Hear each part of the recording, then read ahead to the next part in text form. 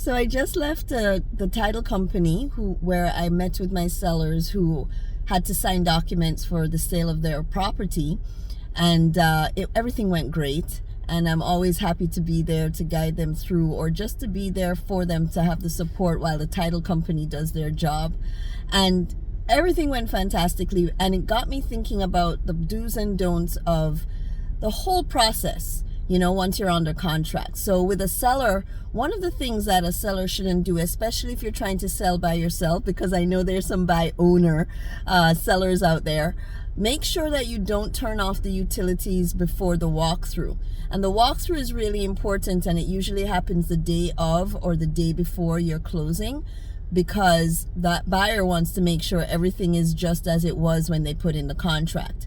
And some sellers do make that mistake, and that could actually hold up you closing on time, because once that buyer goes and sees that the lights aren't on or the water isn't on, you've got to get that back on in order for them to check everything out, and that could delay the process for you. So that's definitely something that you want to know. Seems simple, and you just may not know it, so I want to share that with you.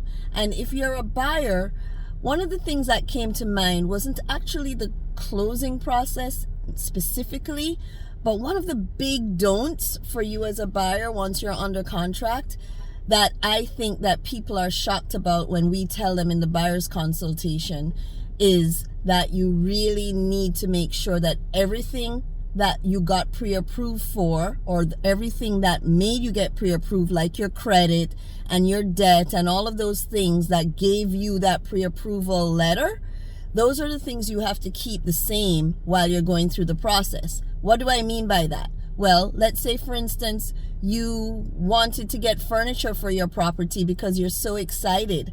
There have been transactions that I have heard of, thank God not our clients, where the whole deal fell apart because they bought furniture a week or so before the closing because they were so excited about their new home. Why? Because their debt increased, because they put that on their credit, and then the lender checked their credit before the closing, maybe a day or two before, and then they found out that their debt increased and they weren't qualified anymore. Sounds crazy, but I've heard of it happening the day of closing. Can you imagine what that would feel like for a buyer who's so excited and a seller who is excited about selling, and then everything falls apart? Just remember these things. Whenever you're buying, keep everything just as it was when you got pre-approved, because you want to make sure that nothing hinders you from getting your dream home. So maybe this helped you. I hope it did. Just reach out to your trusted advisor whenever you have any questions, and know that we wear the hat to bring you the facts.